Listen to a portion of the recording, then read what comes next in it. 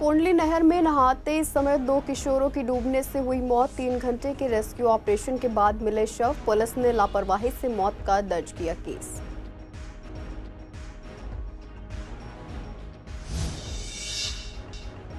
स्थायी समिति का खाली पद मिल गया पूर्वी दिल्ली को। सत्या शर्मा को बीजेपी ने बनाया उम्मीदवार। 3 जून को होना है स्थायी समिति का चुनाव।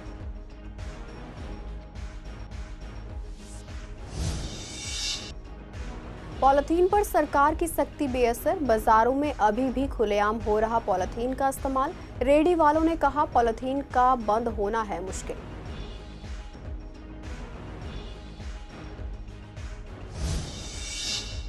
इंद्रप्रस्थ यूनिवर्सिटी के छात्रों का खराब भोजन के खिलाफ प्रदर्शन। छात्रों ने कहा पैसे देते हैं फिर भी मिल रहा है खराब खाना।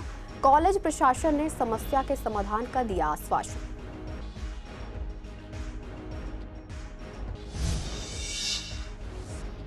पुलिस ने 5 दिन में ऑनलाइन ठगी का किया भंडाफोड़। 4 आरोपियों से बरामद हुए 4 मोबाइल और 5 सिम कार्ड। गिरोह ने फर्जी दस्तावेजों से बैंक खाते खोलकर ठगी की रकम ट्रांसफर की।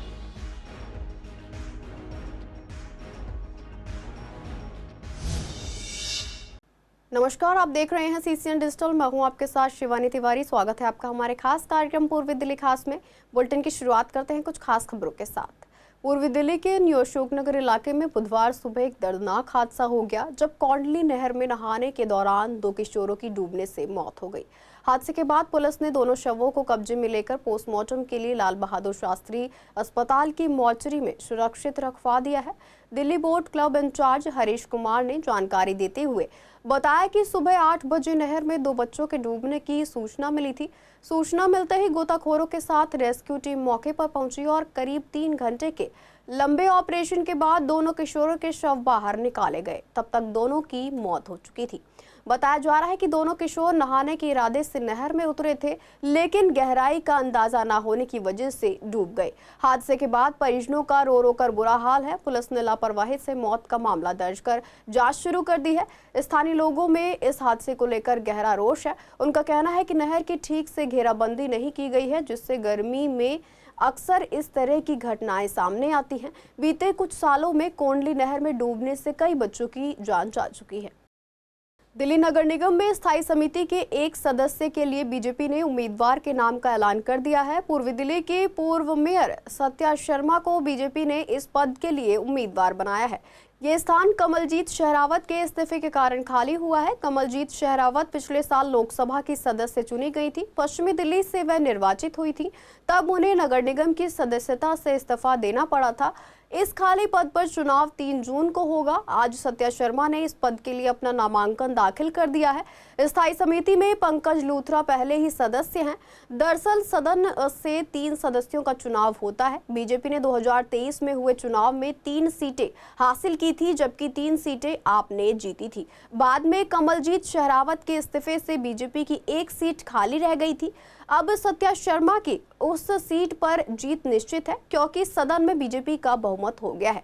सत्या शर्मा आम आदमी पार्टी की सत्ता के दौरान एलजी द्वारा पीठासीन अधिकारी बनाने के बाद काफी चर्चा में आई थी। वह नगर निगम के सबसे सीनियर सदस्यों में से एक है। इसके साथ ही बीजेपी ने नेता सदन के लिए भी सीनियर पार्षद प्रवेश वाही का नाम फाइनल किया है। प्रवेश वाही भी उत्तरी नगर निगम में कई बार सदस्य रह चुके हैं। पूरी टीम मिलके मेयर साहब, स्टैंडिंग कमेटी और अपने डिप्टी मेयर साहब और लीडर ऑफ हाउस मिलके एक अच्छी टीम पार्टी ने जो डिसाइड किया है वो सब मिलके अच्छे से काम करेंगे और दिल्ली की जनता को जो सुविधाएं उन्हें नहीं मिल पाई है उनको पूरी तरह करने की पूरी कोशिश करेंगे। पिछले 2.5 वर्षों से जो दिल्ली की जनता है वो सफ़र में थी। बहुत मुश्किलों का सामना उसने किया, क्योंकि स्टैंडिंग कमेटी में जो मामले आने होते थे वो निलंबित हो रहे थे और स्टैंडिंग कमेटी नहीं बन पाई थी। इसी को देखते हुए आज भारतीय जनता पार्टी ने मतलब जो मेयर बनाया है और जो आज दिल्ली में सरकार है और आम आदमी पार्टी का ये हार्श हुआ है। और इसी वजह से आज हम पूरे विश्वास के कह सकते हैं कि आज दिल्ली में ट्रिपल इंजन की सरकार है और आने वाले समय में दिल्ली को एक बेहतर उसका नजरिया होगा। सरकार ने कई बार पॉलीथीन पर सख्ती दिखाई है और इसे बैन भी किया है, लेकिन इसके बावजूद बाजारों में पॉलीथीन का इस्तेमाल अभी भी हो रहा है। इसी को लेकर जब हमने विश्वास नगर और शहादरा इलाके में दुकानदारों और रेडी पटरी वालों से बात की तो उन्होंने साफ कहा कि पॉलीथीन पर सरकार चाहे जितनी सख्ती कर ले, इसका इस्तेमाल बंद नहीं हो सकता। कुछ समय के लिए लोग थैले का इस्तेमाल करते हैं, लेकिन फिर से पॉलीथीन का ही सहारा ले लेते हैं। सालों से इस पर बैन लगा है, लेकिन ना तो दुकानदार पॉलीथीन में सामान देना बंद कर रहे हैं और ना ही ग्राहक थैला लेकर आ रहे हैं। सबसे बड़ी बात यह है कि अभी भी चोरी छिपे पॉलीथीन का निर्माण हो रहा है, जो इसके इस्तेमाल को बढ़ावा दे रहा है। लोगों का कहना है कि जब तक पॉलीथीन बनना बंद नहीं होगी और जनता खुद जागरूक नहीं होगी, तब तक इस पर पूरी तरह रोक लगाना मुश्किल है। पन्नी में ही दे रहे हो और गाय में दे रहे हैं। लेकिन सख्ती कर रखी गवर्नमेंट की पन्नियाँ नहीं, कुछ सख्ती नहीं है, कहीं पे भी कोई सख्ती नहीं है। तो आप लोग ऐसा नहीं करते कि लोगों को मना कर दें कि थैला लेकर आई तभी सामान बिकेगा? तो जी थैले कहाँ ला रहे लोग, बाग पन्नी में देना पड़ता है। पन्नियाँ गवर्नमेंट ने बंद कर रखी है, लेकिन जी। पन्नियाँ बिक रही हैं दुकानों पे। बेटा पिन्नी बेच रहे हैं, सब बेच रहे हैं पिन्नी, फैक्ट्री पिन्नी खुल रही हैं, तो मजबूरी लेनी पड़ती है, मजबूरी लेनी पड़ती है हमें भी। होना क्या चाहिए? पिन्नी बंद होनी चाहिए, नुकसान है पिन्नियों से। तो बंद कौन करेगा ये? गवर्नमेंट करेगी पिन मैडम, जब बनती है तो जब बंद होगी भी तो जब बंद होंगी, बैंड होगी तो यहाँ नहीं आएगी बाजार में। हाँ बोलो यार, मार्केट में पन्नी जैसे बहुत कम है, अब तो कम हो गई है। पिन्नी वाले आती है, चलान काटती है ना, इसलिए रखते नहीं है पिन्नी। आ रहे हैं चलान वाले, आती है यहाँ चलान वाले। कितने रुपए का चलान काटते पढ़ाई को तो उड़ जाओ जी, चलान कितने रुपए? जितने काटते हैं 500 1000 इतने काटते ही हैं। पूरी तरीके से मैडम बैन तो होनी चाहिए, पर मैन्युफैक्चरिंग बैन होगी तभी तो पन्नी बैन होगी ना सही तरीके से। जब मैन्युफैक्चरिंग बैन नहीं होनी तो पन्नी कहाँ से बैन हो जाएगी? दुकानदार तो लेके आएंगे पन्नी दोबारा। आप लोग सामान लेने जाते हैं तो पन्नियाँ मिलती हैं, पन्नियाँ मिलती है, पर फिलहाल इतनी नहीं मिल रही जितनी मिल रही थी पहले देखने को, इतनी नहीं मिल पा रही। कुछ कम हुई है? जी फिलहाल कुछ कम हुई मैडम पन्नी। तरीके से बंद होनी चाहिए। जी पन्नी तो बंद होनी चाहिए पूरी तरीके से, बंद होने का तो तरीका वही है मैडम, जब मैन्युफैक्चरिंग बंद होगी। सरकार बैंड करेगी तो अपने आप यहाँ नहीं आएगा, चलान करेंगे गवर्नमेंट सख्त हो जाएगी। ये है पन्नी जो है कभी कभार जो यूज़ करते हैं, वैसे पन्नी तो मैं पता है कि बंद है पन्नी? ये आज आया हूँ, आज ही नहीं आया। अगर ये बंद पीछे से फैक्ट्री बंद हो जाए तो पन्नी बंद हो जाएगी, फैक्ट्री चालू रहेंगी तो पन्नी तो यूज होनी है। तो लोग अपने घर से थैला वगैरह लेके चलते हैं या नहीं? थैला कौन लेके चल रहा है? थैला कोई 90% पन्नी मिलती है लोगों को, तो अभी है 10% थैला लेके चल कमी रहा है। आई है अभी मार्केट में पन्नियों में या नहीं? कोई कमी नहीं आई। दिल्ली के गुरु गोबिंद सिंह इंद्रप्रस्थ यूनिवर्सिटी में छात्रों ने हॉस्टल में खाने की खराब गुणवत्ता के खिलाफ आंदोलन किया। छात्रों का आरोप है कि खाने में कीड़े निकल रहे हैं और प्रशासन ने उनकी शिकायतों पर ध्यान नहीं दिया। छात्रों ने बताया कि वे सालाना 30 से 40 हजार रुपए रहने के लिए और 50 से 60 हजार रुपए खाने के लिए देते हैं, लेकिन खाने की गुणवत्ता बहुत खराब है। छात्रों ने प्रशासन से मांग की है कि खाने की गुणवत्ता में सुधार किया जाए और उनकी शिकायतों का समाधान किया जाए। आंदोलन के दौरान छात्रों ने बताया कि प्रशासन ने उनके साथ दुर्व्यवहार किया और उनकी मांगों को अनदेखा किया। छात्रों ने यह भी आरोप लगाया कि प्रशासन ने उनके लिए आउटसाइड फूड भी रोक दिया, जिससे उन्हें सोमवार रात को खाना नहीं मिला। बुधवार को कॉलेज प्रशासन ने छात्रों की बात सुनी और जल्दी समस्या का समाधान करने का आश्वासन दिया, जिसके बाद छात्रों ने अपना आंदोलन समाप्त कर दिया। एक तरफ दिल्ली विश्वविद्यालय और एक दूसरी तरफ दिल्ली के अंदर चलने वाली इंद्रप्रस्थ यूनिवर्सिटी के तमाम ऐसे कॉलेजेस हैं जो प्राइवेट संस्थान से चलते हैं। फ़िलहाल मैं पूर्वी दिल्ली के गुरु गोबिंद सिंह यूनिवर्सिटी पे खड़ा हूँ, जो आईपी द्वारा संचालित है। आज मेरे पीछे जो जमावड़ा देख रहे हैं आप, यहाँ के ही स्टूडेंट हैं जो इस कॉलेज के अंदर पढ़ते हैं और इस कॉलेज के अंदर रहते हैं। ये वह स्टूडेंट्स हैं जो अपना घर बार छोड़ के अपनी शिक्षा के उच्चतम स्तर को बनाने के लिए पूरे भारतवर्ष से यहाँ पर आके रह रहे हैं। फ़िलहाल ये किसी मुद्दे को लेके कॉलेज प्रशासन से मिलने की कोशिश कर रहे थे, लेकिन कॉलेज प्रशासन ने इनको इग्नोर किया और ये कहीं ना कहीं पीड़ित है। क्या पूरा संदेश है, क्या मैटर है, किस तरह का प्रोटेस्ट आपने किया? सर सबसे पहले तो यहाँ पर के जो अथॉरिटीज़ हैं उनके अंदर कोई अकाउंटेबिलिटी नहीं है।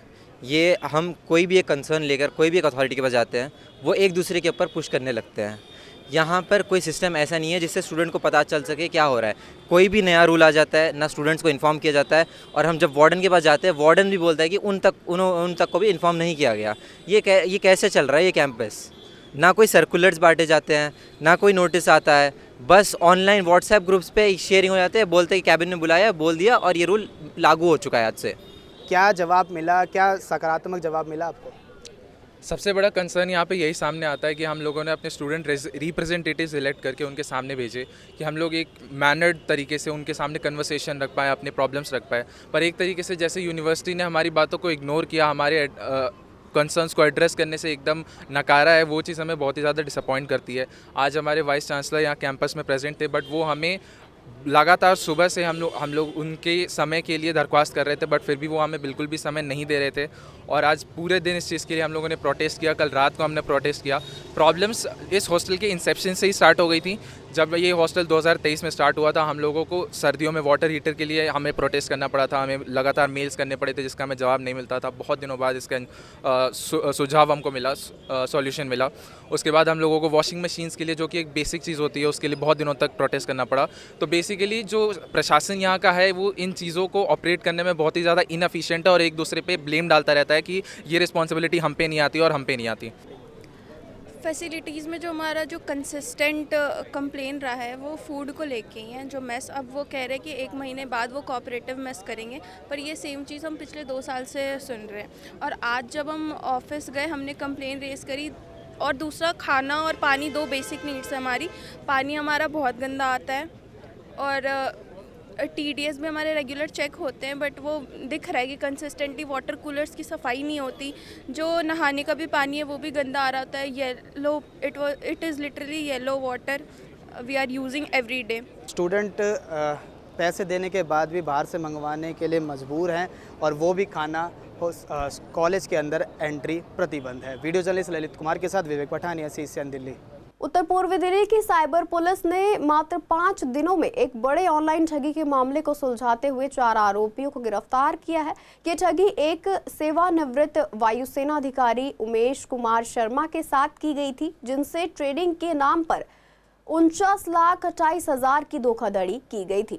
शिकायतकर्ता को व्हाट्सएप पर एक महिला कंगना शर्मा के नाम से मैसेज आया, जिसने खुद को निवेश सलाहकार बताया और उन्हें एक लिंक भेजकर बड़ी कमाई का झांसा दिया। विश्वास में आकर उन्होंने और उनके पिता ने 49,28,000 रुपए कर दिए, लेकिन जब पैसे निकालने की कोशिश की गई तो लगातार बहाने बनाए गए और पैसा जमा करने के लिए दबाव डाला गया। शिकायत मिलने के बाद साइबर थाने की टीम ने तुरंत कार्रवाई करते हुए इंस्पेक्टर राहुल कुमार के नेतृत्व में टीम गठित की। टीम ने तकनीकी निगरानी और बैंक खातों की जांच के जरिए गिरोह का भंडाफोड़ किया। आनंद विहार बस स्टैंड के पास छापा मारकर 4 आरोपियों अमित कुमार, उज्जैर अब्बासी, अली शेर सैफी और मोहम्मद हमीद को गिरफ्तार किया गया। उनके पास से 4 मोबाइल और 5 सिम कार्ड जब्त किए गए। गिरफ्तार आरोपी फर्जी दस्तावेजों के आधार पर पूरे देश में बैंक खाते खुलवाकर ठगी की रकम उनसे ट्रांसफर करवाते थे और इसके बदले कमीशन लेते थे। करीब 2 लाख रुपए की राशि को फ्रीज कर लिया गया है। पुलिस अब इस गिरोह की बाकी ठगी के मामलों में शामिल होने की जांच कर रही है। दिल्ली की सड़कों पर घूमते आवारा जानवरों को लेकर हाईकोर्ट ने सख्ती दिखाई है और राज्य सरकारों को कड़े कदम उठाने का निर्देश दिया है। कोर्ट ने साफ किया है कि सड़कों पर जानवरों का खुलेआम घूमना जनता की सुरक्षा से जुड़ा गंभीर मामला है। इस मुद्दे पर संवाददाता ने यमुना पार के दिलशाद गार्डन, न्यू गोविंदपुरी और मार्केट एसोसिएशन के पदाधिकारियों से बातचीत की तो सभी ने कहा कि आवारा कुत्तों की घटनाएं अब आम हो गई हैं। हर गली में कुत्तों का झुंड नजर आता है। उन्होंने बताया कि पुरानी सरकार से भी कई बार शिकायत की गई थी, लेकिन कोई ठोस कार्रवाई नहीं हुई। अब नई सरकार को भी लिखित में शिकायत भेजी गई है। लोगों को उम्मीद है कि नई सरकार इस ओर ध्यान देगी। उन्होंने ये भी बताया कि यहाँ कुत्तों के साथ साथ बंदरों का आतंक भी बढ़ गया है। उनका कहना है कि ये काम नगर निगम का है, लेकिन निगम की ओर से कोई पहल नहीं हो रही है। अब निगम बीजेपी के हाथों में है, देखना होगा कि जनता के लिए कितना काम होता है। हमारे यहाँ पे आवारा कुत्तों की बहुत ही ज़्यादा दिक्कत थी और जो कि साथ समय समय से हमारे निगम पार्षद राजू सदेवा जी उस पे निवारण कराते भी रहते हैं, लेकिन जो आवारा कुत्तों का आतंक है बहुत ही ज़्यादा फैलता जा रहा है। तो इसके लिए मैं पुनः श्रीमती अपने मुख्यमंत्री जी से आग्रह करूंगा कि इन पे थोड़ा सा संज्ञान लीजिए और इन आवारा कुत्तों की वजह से बुजुर्गों को, बच्चों को बहुत ही नुकसान हो रहा है। एक तो कुत्तों के काटने की बहुत समस्या है, वहाँ पे कुत्ते काटते हैं, और दूसरे बंदरों की भी हमारे यहाँ समस्या ज़्यादा है। बंदर भी बहुत हैं, तो ये दोनों समस्याओं को सरकार को संज्ञान लेना चाहिए। MCD में भी हमने कई बार शिकायत की है तो उसका कोई निदान नहीं हो पाया। अब उम्मीद है अब तीनों चीज़ें जो बीजेपी पे आ गई हैं तो उम्मीद है आगे इन समस्या का समाधान होगा। कुछ सही कह रहे हैं, ये पिछली सरकार जो रही एज इट इज़ पोजीशन है, अब बीजेपी की सरकार आ गई है। हम यही आशा करेंगे कि ये सारी जितने भी प्रॉब्लम्स हैं सारी सॉल्व होंगी। जैसे कि कुत्तों की है और बंदरों की है, आए दिन काटते कूटते रहते हैं रेजिडेंशियलों के लिए, तो हम तो यही ईश्वर से प्रार्थना करेंगे कि भारतीय जनता पार्टी की एमसीडी में सरकार है वो इस काम को परिपूर्ण करेगी। वेलकम पुलिस ने चाकू की नोक पर हुई लूट की वारदात को सुलझाते हुए 2 लुटेरों को गिरफ्तार किया है। ये वारदात मौजपुर बस स्टैंड के पास हुई थी, जब पीड़ित विकास खन्ना से 2 बदमाशों ने चाकू दिखाकर उनका मोबाइल फोन और 150 रुपए लूट लिए थे। पुलिस ने सीसीटीवी फुटेज और स्थानीय जानकारी के आधार पर दोनों आरोपियों शावेज और गौरव शर्मा उर्फ बिन्नी को पकड़ा और उनके पास से लूटा गया मोबाइल फोन और वारदात में इस्तेमाल चाकू भी बरामद कर लिया। पूछताछ में दोनों ने अपना जुर्म कबूल किया और एक और चोरी में शामिल होने की बात भी कबूल की। मामले की जांच अब जारी है। जीटीबी अस्पताल के गेट नंबर 7 के बाहर रोजाना जाम की स्थिति बनी रहती है, जिससे लोगों को परेशानी का सामना करना पड़ रहा है। अस्पताल में आने वाले लोगों का कहना है कि सुबह 7 बजे से दोपहर 3 बजे तक यहां भारी ट्रैफिक रहता है, जिससे आम लोगों को भारी परेशानियों का सामना करना पड़ता है।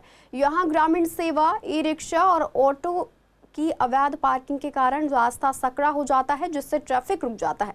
कई बार इस समस्या की शिकायत दिल्ली ट्रैफिक पुलिस से की गई, लेकिन अब तक कोई ठोस कार्रवाई नहीं हुई है।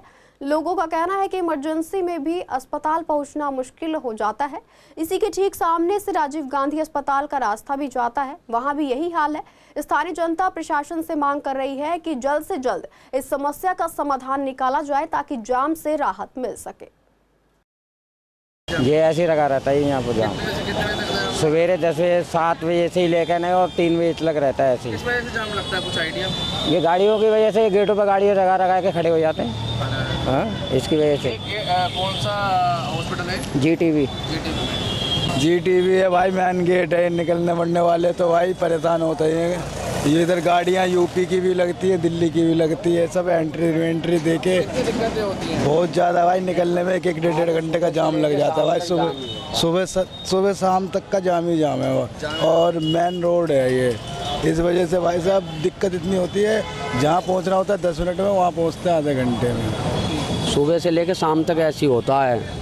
वहाँ यहाँ से लेके वहाँ तक पूरे चौक तक, वो पुलिस चौकी है, वहाँ तक जाम ही रहता है सुबह से लेकर शाम तक। जाम लगा रहता है? जाम तो सर यही है, ये रिक्शे खड़े रहते हैं ज़्यादा, अगर ये सवारी वाले ही तो पूरा ये हो गए, ये सीएनजी वाले हो गए, ये साइड, ये तो साइड में लगते हैं, पर ये रिक्शे वो देखो सीएनजी वाला सामने लगा रखा है। उत्तर पूर्व दिल्ली के जीटीबी अस्पताल के बाहर हम इस वक्त मौजूद हैं। ये गेट नंबर 7 है, आपको तस्वीर दिखाते हैं। ई रिक्शे का जमावड़ा यहाँ लगा रहता है, जिस वजह से यहाँ पर सुबह 7 बजे से लेकर दोपहर 3 बजे तक ऐसे ही स्थिति बनी रहती है। और आपको तस्वीर दिखाते हैं कि लगातार यहाँ पर ई रिक्शा और ऑटो वालों ने अतिक्रमण कर रखा है, जिस वजह से यहाँ पर जाम की स्थिति लगातार जो है बनी रहती है। ऐसे में अगर कोई इमरजेंसी सेवाएं निकलना चाहे तो भी नहीं निकल पाती। अब ऐसे में देखना ये वाली बात होगी, क्या ट्रैफिक पुलिस इस पर ध्यान देती है या नहीं, ये तो वक्त बताएगा। लेकिन जीटीबी गेट नंबर 7 पर ई रिक्शा और ग्रामीण सेवा का अतिक्रमण बहुत ज़्यादा बढ़ता जा रहा है। वीडियो जर्नलिस्ट महेंद्र बोरा के साथ मोहित शर्मा, सीशन डिजिटल, दिल्ली। दिल्ली नगर निगम की 12 वार्ड समितियों के अध्यक्ष और उपाध्यक्ष पदों के चुनाव 2 जून को हो रहे हैं। इसके तहत 27 मई को नामांकन प्रक्रिया पूरी कर ली गई है। शाहदरा नॉर्थ जोन से चेयरमैन पद के लिए दयालपुर के पार्षद पुनीत शर्मा और डिप्टी चेयरमैन पद के लिए करदमपुरी से पार्षद मुकेश बंसल ने नामांकन दाखिल किया है। वहीं शाहदरा साउथ जोन से चेयरमैन पद के लिए पार्षद रामकिशोर शर्मा और डिप्टी चेयरमैन पद के लिए जगतपुरी के पार्षद राजू सचदेवा ने पर्चा भरा है। दोनों जोन में बीजेपी का बहुमत है। संवाददाता से बात करते हुए बीजेपी पार्षद पंकज लूथरा और भरत गौतम ने कहा कि जनता ने निगम चुनावों में बहुमत देकर हमें काम करने का मौका दिया है। अब समय है कि हम निगम को और मजबूती से आगे ले जाएं। डिप्टी चेयरमैन पद के उम्मीदवार राजू सचदेवा ने कहा कि ये नई जिम्मेदारी पूरी निष्ठा और मेहनत से निभाई जाएगी। पार्षदों से मतदान में एकजुट होकर पूरी ताकत से सहयोग देने की अपील की गई है। देखिए, बहुमत जनता ने हमें दिया है दोनों जोनों में, शाहदरा साउथ में, शाहदरा नॉर्थ में। पहले तो मैं दोनों चेयरमैन्स को, डिप्टी चेयरमैन को बधाई देता हूँ। शाहदरा नॉर्थ के हमारे पुनीत शर्मा जी हैं डिप्टी चेयरमैन मुकेश बंसल जी हैं, और शादरा साउथ के रामकिशोर शर्मा जी हैं, और डिप्टी चेयरमैन राजू सचदेवा जी हैं। दोनों को मैं बहुत बधाई देता हूँ। और जिस प्रकार से हमेशा भाजपा ईमानदारी से, मेहनत से काम करती आई है, उसी प्रकार से इस बार भी भाजपा पूरी ईमानदारी से, मेहनत से अपने जोन के हित में जो भी कार्य होंगे वो समय पर, उचित चीज़ के तरीके से किए जाएंगे, कि ताकि जनता में किसी प्रकार की किसी को परेशानी ना हो। और जो काम रुके हुए हैं, क्योंकि अब सरकार दिल्ली में बीजेपी की सरकार आ गई है, और एमसीडी में भी बीजेपी सरकार आ गई है, सेंटर में भी बीजेपी सरकार है, ट्रिपल इंजन की सरकार है। तीनों मिलकर जो भी जनता के हित में कार्य होंगे वो हम स्वयं करेंगे। जैसे आपको पता है 2 तारीख को दिल्ली नगर निगम शादरा साउथ जोन का चेयरमैन और डिप्टी चेयरमैन का चुनाव है। हम बड़े उत्साहित हैं क्योंकि हम पे पूर्ण बहुमत है, और ये जो चेयरमैन डिप्टी चेयरमैन का चुनाव है, ये विकास की जो दौड़ चलती है, ये उसमें एक पहिया है।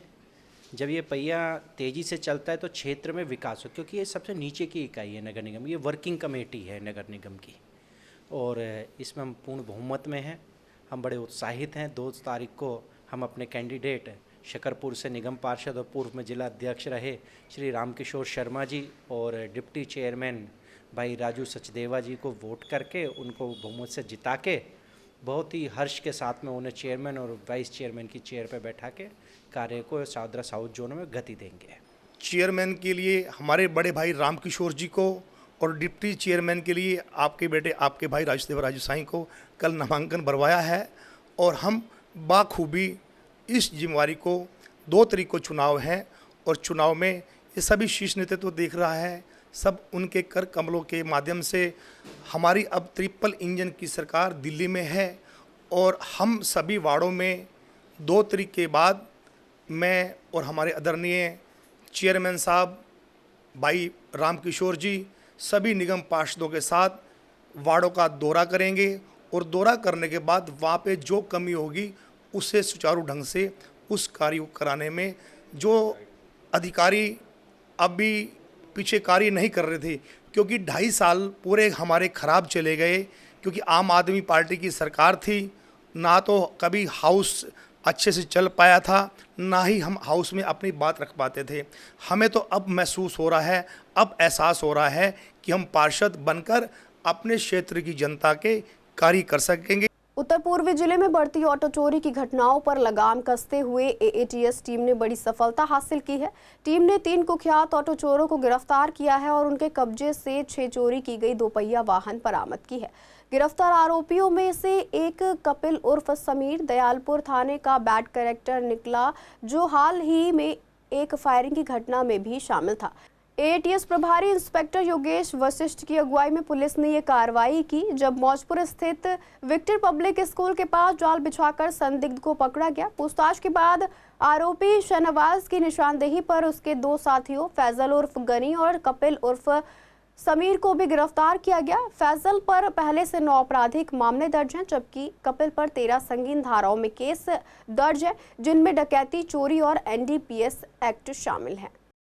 शहादरा के गुढ़ाई मोहल्ले की गलियों में गैस पाइपलाइन डालने के लिए सड़कों को चुनाव से पहले ही खोद दिया गया था। चुनाव खत्म हो गए, नई सरकार बन गई, लेकिन अभी तक सड़कों की मरम्मत नहीं की गई है। स्थानीय लोगों का कहना है कि कॉलोनी की कई गलियों में गैस पाइपलाइन का काम शुरू हुआ था, लेकिन महीनों बीत जाने के बाद भी सड़कों को ठीक नहीं किया गया। गलियों में जगह जगह मलबा पड़ा है और सड़कें खुदी हुई हैं, जिससे लोग रोजाना चोटिल हो रहे हैं। बुजुर्गों और बच्चों को इससे सबसे ज्यादा परेशानी हो रही है। लोग ना तो अपने घरों के बाहर बैठ पा रहे हैं और ना ही बच्चे खेल पा रहे हैं। जब इस बारे में इलाके के विधायक संजय गोयल से बात की गई तो उन्होंने बताया कि फिलहाल पाइपलाइन की टेस्टिंग चल रही है। जैसे ही ये काम पूरा होगा, सड़कों को जल्द ही दुरुस्त कर दिया जाएगा। दिक्कत ये है कि सड़क टूटी पड़ी है, 2 महीने होने को जा रहे हैं इसको, बल्कि ज़्यादा ही। कितना टाइम है? 4 महीने। इलेक्शन से पहले से टूटी? हाँ, पहले से ही। क्या काम क्या हुआ था इसमें? यहाँ पे गैस की लाइन डली थी, और जब से लाइन तो डल गई काफ़ी टाइम हो गया, और पता नहीं क्यों नहीं बंद क्यों नहीं रही है। लोग गिर रहे हैं? गिर रहे हैं, इतने गिरे, हमारे तो स्कूटी से गिरे, अभी तक भी छाती में दर्द है इतना, और कई औरतें गिरी हैं। ठीक है। हाँ, कितनी बार इसके पापा गिर चुके हैं यहाँ पर आते जाते? ऐसा है। हाँ, भर जाता है? हाँ, पानी तो भर जाता है, मिट्टी मिट्टी सारे में हो जाती है। पानी भर जाता है। मैं तो गिर भी गई, मेरी तो कोनी देखो सारी फूट गई थी, मेरा बहुत बुरा हाल हो गया था। एक तो उम्र ऐसी हो रही है, उनके दिन हो गए यहाँ पे परेशानी होती है। यहाँ तो 4 महीने के करीब हो गए होंगे ना, 4 महीने से ऊपर हो गए, बनाने का नाम ही नहीं लेते। शिकायतें की आप लोगों ने? शिकायतें की है, कितनी शिकायतें चली गई हैं, कोई आता ही नहीं है बनाने के लिए। सफाई व्यवस्था भी नहीं हो रही यहाँ की जी, ऊपर ही हो गए होंगे 4 महीने। परेशानी हो रही है यहाँ की आई साइड भी नहीं, इसकी वजह से परेशान रहती है यहाँ पर जी। पानी भर जाता है, सफाई नहीं होती, परेशानी आती है रोज के रोज, मतलब जो है कोई सुनवाई नहीं है। पूरी गली का हाल है यहाँ से माता मतलब डाखन वाले पीछे गली है, उसमें भी यही हो रहा है। वहाँ पर जो है आने जाने बहुत परेशानी रहती है। 4 महीने हो गएंगे और कंप्लेंट कर करके हम लोग परेशान हो गएंगे। रोज़ औरतें बच्चे सब गिर रहे हैं, चोटें लग रही हैं हाथों में लोगों के, और बारिश हो रही है, रोज़ इतना पानी मर रहा है ज़मीन में।